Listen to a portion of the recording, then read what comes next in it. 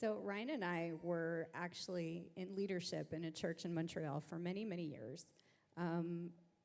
But we had experienced some things, and out of pain and kind of just this theological searching or whatever, we kind of decided that we needed to leave that church.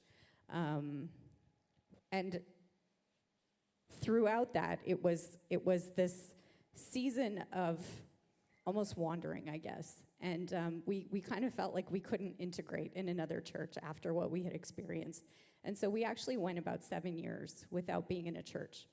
Now, we were Christian, loved the Lord. All of our friends were Christians. We love the body of Christ.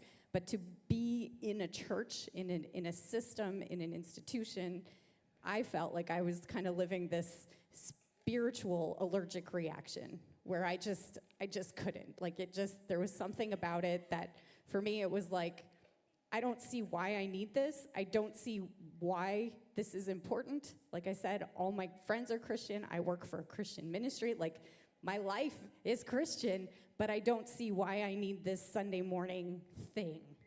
And when we moved here, Ryan was actually pretty insistent that we needed to find a church.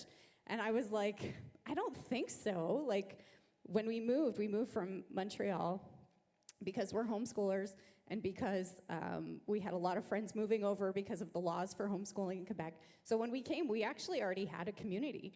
So for me, it was like, why? Why do we need this? I have friends. I don't need church. But he was insistent. And I guess on some level, I obeyed. Yeah, thank you for submitting to your husband. We appreciate it.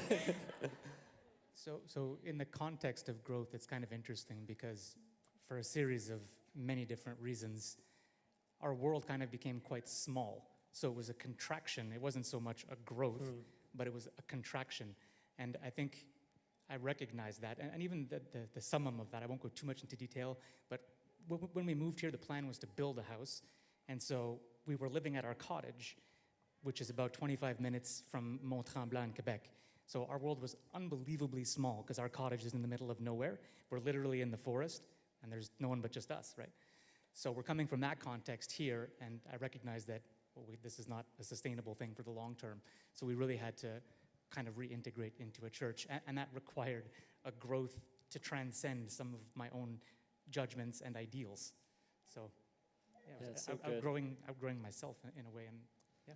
And I appreciate when we were talking before, one of the things that you talked about is like that there was pain there and how God had to bring healing too. Like, so, which I think is important that, sometimes, yes, growth comes through discomfort, but we also don't, just expose ourselves to pain for no reason. But through the discomfort, God can bring healing, and then we can actually grow and thrive. I don't know if you wanted to add anything on that. Yeah, it was progressive because when I got here, my guard was very much up, and it was like, I'll come, but I'm not doing anything. And God had to really bring me to a place where it was like, okay, you can trust again. And okay, this situation can be different. And God showed me very clearly this place was different.